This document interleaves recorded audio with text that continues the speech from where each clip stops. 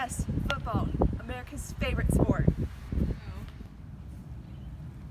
Football players rely heavily on pharmaceutical drugs. The only problem with this is that the government raises prices on them all the time, and not only that, the taxes go up on them all the time as well. So how does this affect football players? America is a capitalist country running on consumerism. Healthcare is not a charity. There's an entire business sector backing up the field. Many doctors are now looking into business and marketing techniques to figure out how to manage this world. The ideology of doctors taking care of patients can be untrue at times due to business being strictly business. However, money matters, and sometimes that can lead to disparities between the ethical values and the success of doctors. 3, 2, 1, go. Medicine might be the profession, but healthcare is a business. Let's do the math. Here's a quick example of how the math works. So let's assume that your medical expenses are around a total of 5,000, and your AGI is 50,000. And taxpayers who are age 65 or older can deduct approximately $1,250 of their total medical expenses, which would be 5,000 from here. So if you have those total medical expenses less, then that means you have less, so that would be 3,750. So that would be a floor of 7.5% times the 50,000 up here, and that would equal to this total number. American doctors may be making thousands of dollars, but looking at the stats, it's clear to see the incentive could work. The average wage of a running back is $1 million, while the median salary is $600. The average annual salary for physical therapists in the United States is around $90K.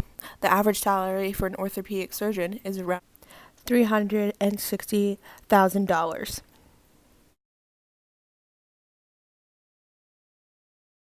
Using the same numbers, taxpayers who are under 65 cannot deduct the medical expenses of $5,000. So this $5,000 comes from medical expenses, and this is the total medical expenses.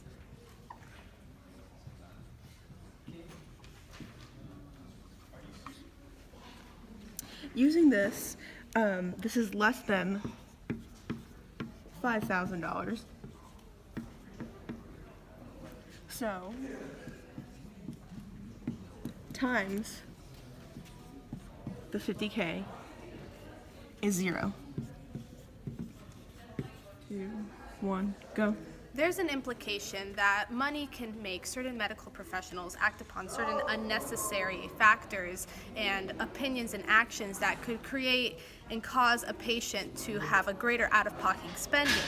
So this leads subsequently into a lot of medical professionals This subsequently leads to many medical professionals being corrupt, and subsequently, this leads to corruption within the field, and many medical professionals and individuals finding loopholes within the system and skyrocketing many prices. But let's take a look at the physiological issues as well. That is, until a concussion.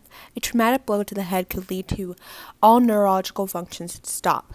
These head injuries can affect the temporal sensation of neurological stimuli and nervous system stimuli, causing temporarily paralysis. The sympathetic nervous system temporarily shuts down, and the parasympathetic system becomes more activated and signals sleepiness. It is vital to stabilize the person immediately and keep them alert by having them constantly verbalize how they feel. Mental issues that arise from multiple injuries are paranoia, dementia, Parkinson's, depression, and chronic traumatic encephalopathy. These specific mental illnesses are prominent with injured football players, Parkinson's and CTE being the main ones.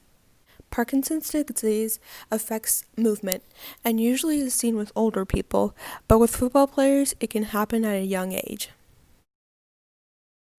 CTE slowly disintegrates the brain, and this is found not only in athletes but military veterans.